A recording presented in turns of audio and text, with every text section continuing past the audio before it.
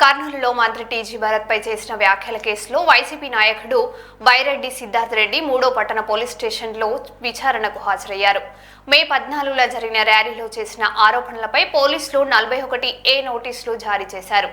విచారణలో పోలీసుల ప్రశ్నలకు సమాధానాలు ఇచ్చినట్లు సిద్ధార్థ రెడ్డి తెలిపారు. కేసు దర్యాప్తు కొనసాగుతుందని సీఐ శేషయ్య వెల్లడించారు.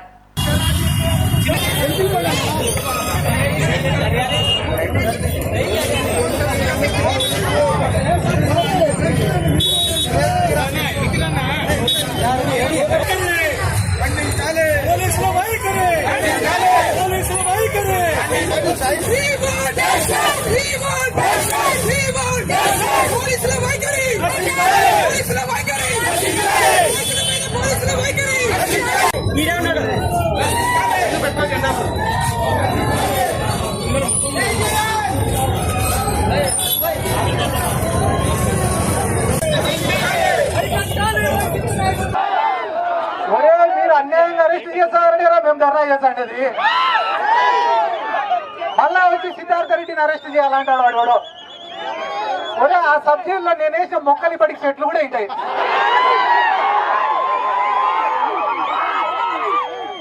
మళ్ళా కొత్తగా వచ్చి వీళ్ళు నాకు సబ్జెక్టుని పరిచయం చేస్తామంటే ఇక నవ్వేదానికే ఏడ్చేదానికే ఇవన్నీ సిగ్గున్నా కాదన్నా.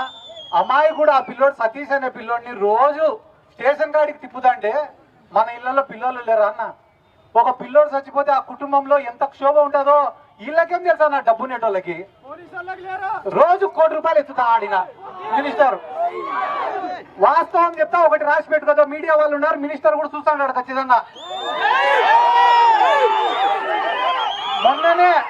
మొన్ననే ఫార్మా కంపెనీ వాళ్ళ కాడ 45 కోట్లు ఎత్తినాడు ఈయన మినిస్టర్. నారా లోకేష్ కూడా తెలియకుండా 45 కోట్లు ఎత్తినాడు. ఎత్తితే నారా లోకేష్ పిలిపించినాడు భరత్ని. పిలిపించి నాకు తెలియకుండా నువ్వు ఎట్ట ఎత్తినావు, 45 కోట్లు ఎత్తేటప్పుడు నాకు చెప్పాలా లేదా అన్నాడు. అనింటే దానికి భరత్ ఏం చెప్పినాడు తెలుసా? డాడీకి చెప్పినా నేను అన్నాడు. దానికి లోకేష్ ఏమన్నాడు తెలుసా? చెప్పాల్సింది మీ డాడీకి కాదురా, మా డాడీకి. వీళ్ళు ఇంత నీచంగా ఇదే పూడిచెర్ల కాడ సోలార్ పడితే దాని పక్కన 1600 ఎకరాలు కొనుక్కునేదానికి ఈ టీజీ భరత్ సిద్ధమన్నాడు. మొన్న వాయినా వాళ్ళ పిఏ ఇద్దరు కలిసి పోతారంట కారులో. పోతా అంటే ఈ టీజీ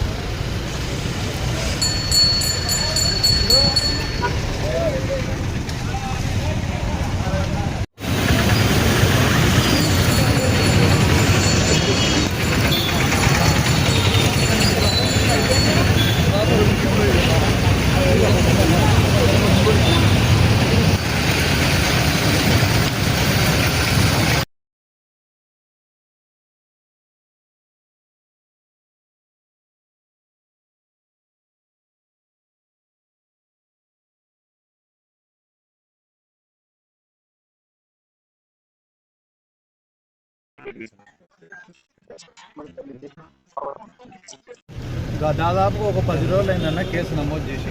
ఆ కేసు నమోదు చేసిన దానిపైన నాకు 41 CRP నోటీస్ ఇచ్చినారు. దాంట్లో భాగంగానే ఈరోజు విచారణకు హాజరు కమ్మని చెప్పినారు. ఆ రోజు మీటింగ్లో ఏం జరిగింది, ధర్నాలో ఏమేమి జరిగింది, ఆ రోజు చేసిన ఆరోపణలపైన వాళ్ళు క్వశ్చన్లు అడిగినారు, వాటికి ఆన్సర్ చెప్పడం జరిగింది. ఓకే, క్రైమ్ నెంబర్ 147/26 దాంట్లో విచారణలో భాగంగా ఈ కేసులో నిందితుడిగా ఉన్నటువంటి బైరెడ్డి సిద్ధార్థ రెడ్డి గారికి ఆల్రెడీ నోటీస్ సర్వ్ చేయడం జరిగింది. నోటీస్ మేరకు ఈరోజు అతను పోలీస్ స్టేషన్కి విచారణ నిమిత్తం హాజరవ్వడం జరిగింది. సో విచారణలో మనం కొన్ని ప్రశ్నలు అడగడం జరిగింది. దానికి సంబంధించిన అతని దగ్గర నుంచి పూర్తి సమాధానాలు తీసుకున్న తర్వాత అతనికి మళ్ళీ తిరిగి అతను 35(3) నోటీస్కి కంప్లై చేసినట్లుగా మళ్ళీ అతనితో సిగ్నేచర్స్ తీసుకొని అతను పంపించడం జరిగింది. కేసు అయితే దర్యాప్తులో ఉంది, ఇంకా కొంతమందిని విచారించాల్సిన అవసరం ఉంది ఇందులో. సో విచారణ తర్వాత తదుపరి విషయాలు తెలియజేస్తాం. Thank you. సరైన సమాధానం చెప్పారు సార్ దానికి? మనం అడిగిన ప్రశ్నలకు అన్నింటికి కూడా సరైన సమాధానాలు వచ్చాయి.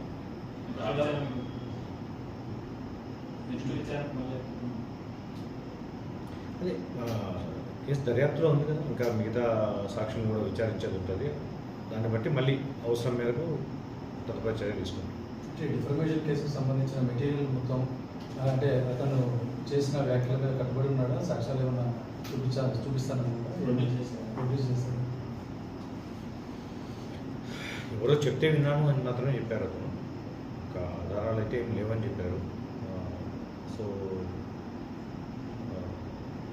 రాజకీయంగా ఇలాంటి ఆరోపణలు అనేవి చాలా సహజము అన్నట్టుగా చెప్తున్నారు. సో తదుపరి విచారణ ఈ మధ్యకాలంలో ఉండే అవకాశం ఉంది.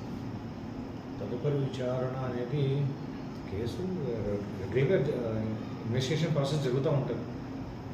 ఏ సెక్షన్ కింద case 352, 353 class 2, 356 class 1, 356 class 2 BNS కింద కేసు నమోదు కావడం జరిగింది. ఈ సెక్షన్లో ఏ నేరం చేసినప్పుడు ముఖ్యంగా ఒక రెండు వర్గాల మధ్య విభేదాలు రెచ్చగొట్టే విధంగా మాట్లాడటం, అలాగే ఎవరినైనా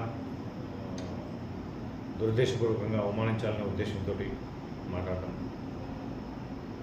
దానికి సంబంధించి సెక్షన్స్ అప్లై చేయడం జరిగింది. ఈ బెయిల్ కూడా అన్ని బెయిలబుల్ సెక్షన్స్.